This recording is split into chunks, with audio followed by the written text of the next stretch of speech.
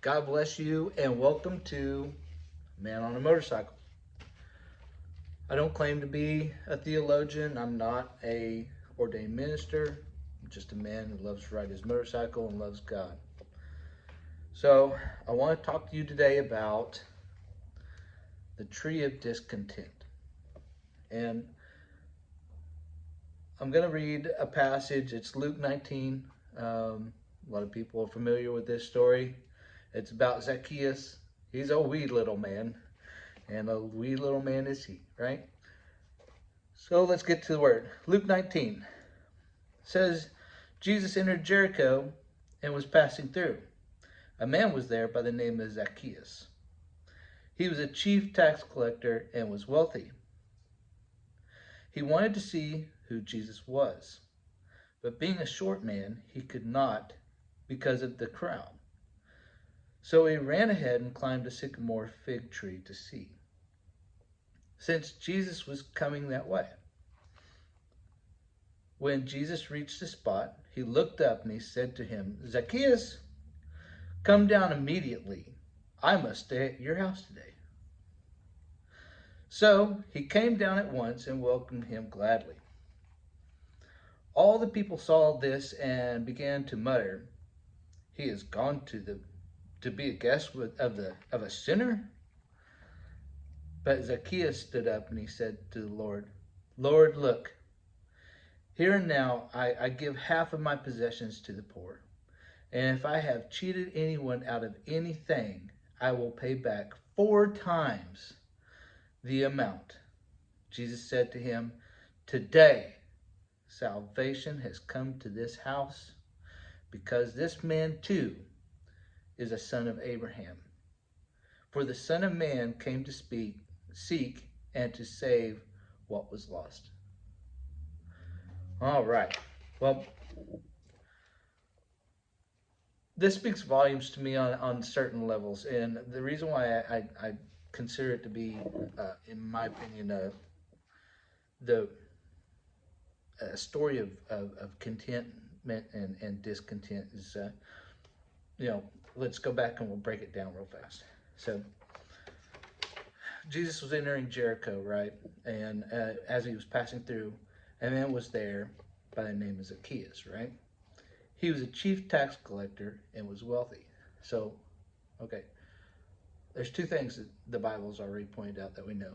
We know that he's a chief tax collector, which means he's probably not very well liked, because during the Roman Empire, tax collectors were not very good people.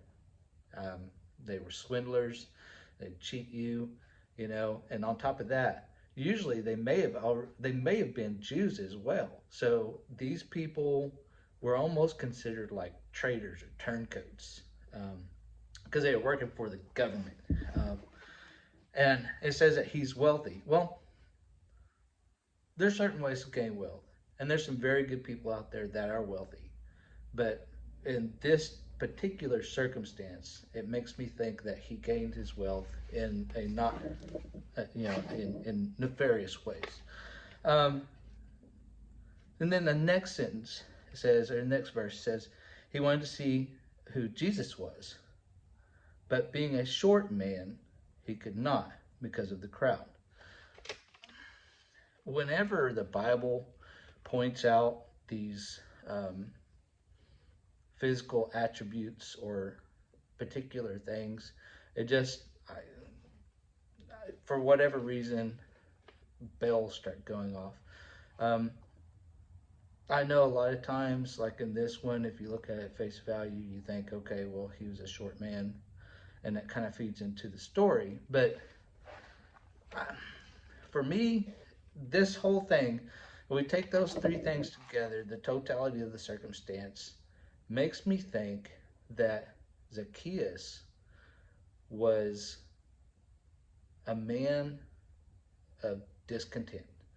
I think that he lived a lifestyle that he tried to push himself to be something that he wasn't, because one, he was, you know, maybe lacking in size. It doesn't say if he was small or whatever, but how many of us compensate for whatever reason on something, right? And maybe that's what this is that maybe that's why he's taken this government position to have that power, and then the wealth, because he has to put himself at the forefront, because of his um, physical aspect. So it says because so he ran ahead and climbed a sycamore tree to see him, since Jesus was coming that way. Well, when we're talking about climbing trees, and I'm talking about climbing a tree of discontent, sometimes I think we decide that we need to climb a tree because we need to be at first of the line, or you know we want to climb that tree so we can see Jesus, but Jesus is coming our way anyway. We don't have to see him on down the road. He's already there, right? So it says when Jesus reaches the spot. Now, man, when Jesus reaches the spot, I like that part, because how many times are we at the right spot? Jesus is at the right spot, but yet we're still trying to climb that tree, right? And there's really no point in, except for our own pride, because we're discontent, and we have to make, I don't know, we got to put ourselves better. Um, then Jesus looked up and he said to Zacchaeus, this right here, this little part, he looked up and said to him,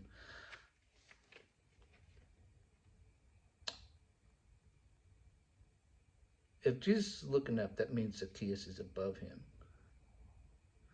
How many times we put our blessings below us, or we look down upon our blessings?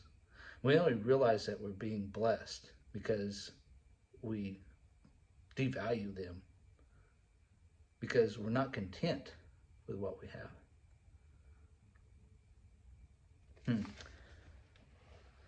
Let's see. Is there anyone else that tried to put God at their feet in this Bible? Well, let's go to Isaiah. And I believe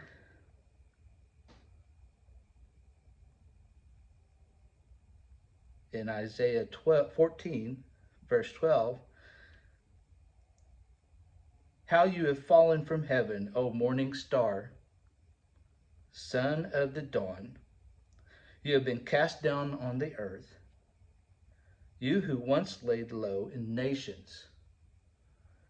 You said in your heart, I will ascend to heaven. I will raise my throne above the stars of God.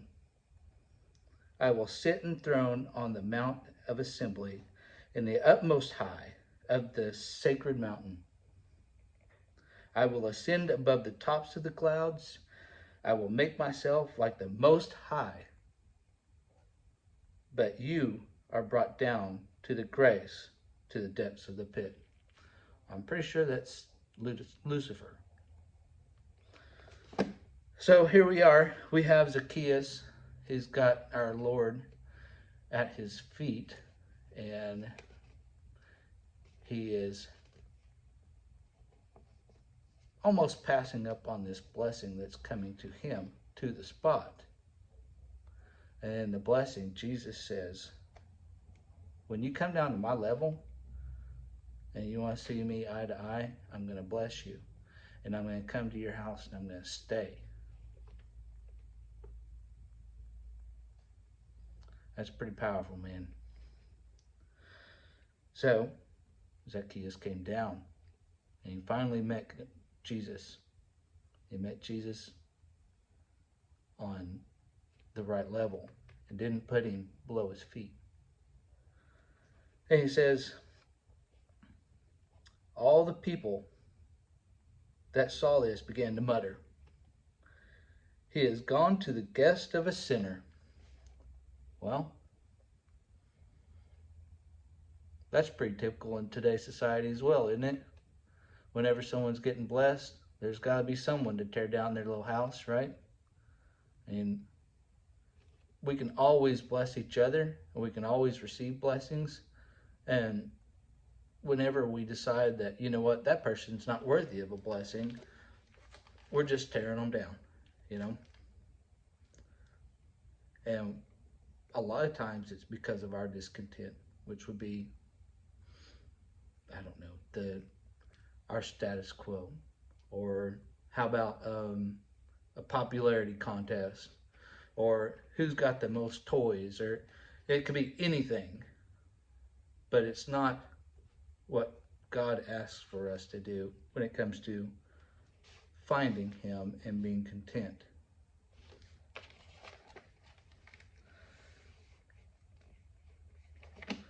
Here in,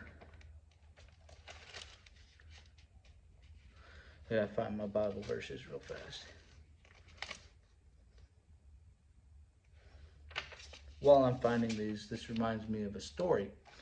The story was written by Russell Cornwell. He wrote a whole book, but the short part of it is basically that it's called The Acres of Diamonds. And the story goes where there was a man that owned a large farm or ranch style farm in Africa, and this was a long time ago. And the man was very discontent with his environment. The farmland was real rugged, and it wasn't a type of land where you would produce any product. It was rough terrain. It had a brook running through it, but that was about it. Well, the man decided to sell it, and he wanted to chase after his fortunes elsewhere. And once he sold it, he went on and lost all his money. Never made it anywhere, and eventually came to a time in his life where he decided to finish it for himself. But the new owner of this land one day was out in the brook, and he noticed a rock. And he picked up the rock, and he realized that it was a diamond. And not only was it one diamond, but the entire farmland was riddled with diamonds. And matter of fact, the way that it's said is that this is actually like the largest diamond mine in the world in Africa, and it has also supplied some of the diamonds to the Royal Crown. But it just goes to show that sometimes our blessings are right there underneath our feet, but yet we can't notice them because we're trying to climb the tree, and the blessings going right underneath us. So how do we fix this? So it says in Philippians 4, chapter 12, I know what it is to be in need, and I know what it is to have plenty. I have learned the secrets of being content in any and every situation, whether well-fed or hungry, whether living in plenty or in want. I can do everything through Him who gives me strength.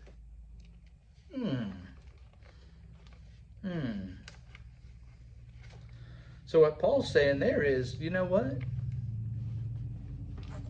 I recognize whenever I'm in discontent, and I know how to remedy that. It's by giving all that to God. And God's the one that's going to apply the blessings to me. I don't have to run out and find them. I don't have to go climb the tree to look for the blessing. The blessing is underneath me and in me and with me. I just have to recognize it. In Romans 6, it says, do not It says, Romans 6:12, therefore do not let sin reign in your mortal body so that you obey its evil desires. Do not offer the parts of your body to sin as instruments of wickedness, but rather offer yourself to God as those who have been brought from death to life, and offer the parts of your body to him as instruments in righteousness. For sin shall not be your master, because you are not under law. You are under grace. Now, I also think that Jesus at one time, and I have it somewhere here, since we're talking about it, I can find it.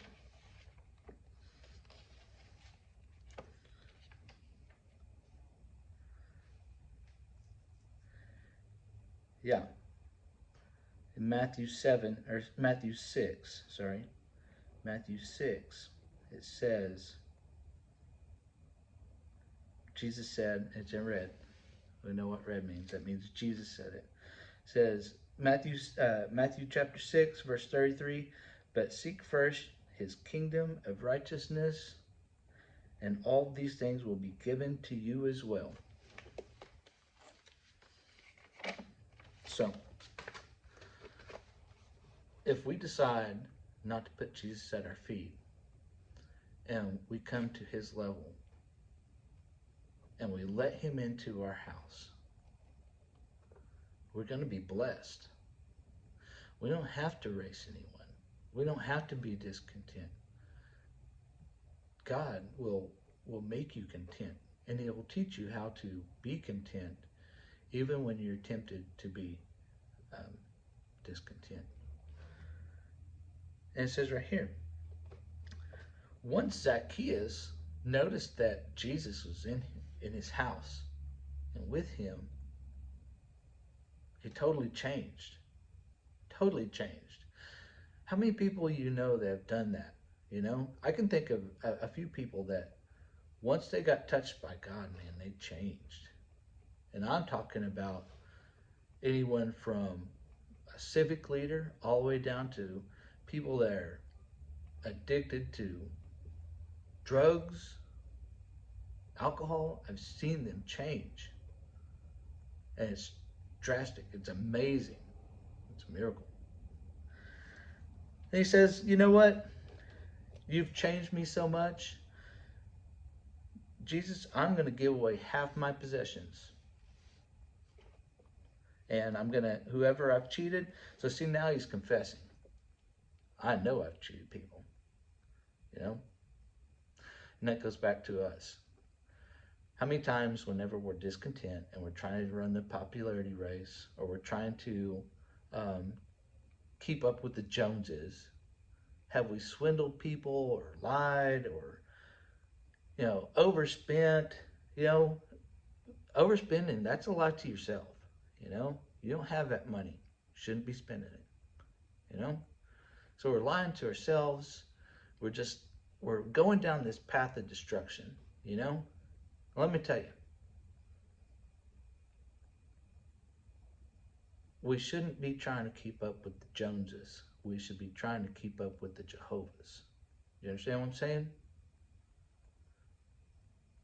If we let God take control of all of these things that cause us to step out and be discontent, he will make us content. He will make us whole. And it's all right here in the Bible. And Jesus said, today salvation has come to this house, because this man too is a son of Abraham. Oh. So you mean tell me, even if I go out and I do all this stuff and I sin against God and I put God at my feet and I look down at my blessings underneath my feet and I don't think that they're worth it, I am still son of Abraham, which is the house of Israel, which is the son of David, which is part of Jesus Christ? I'm part of that family still? Yes, sir. Yes, ma'am. You are. God's not going to give up on you, even whenever you sin against Him, because you've given yourself grace. He's given you grace, and He loves you, and He wants you to succeed, but He doesn't want you to take advantage.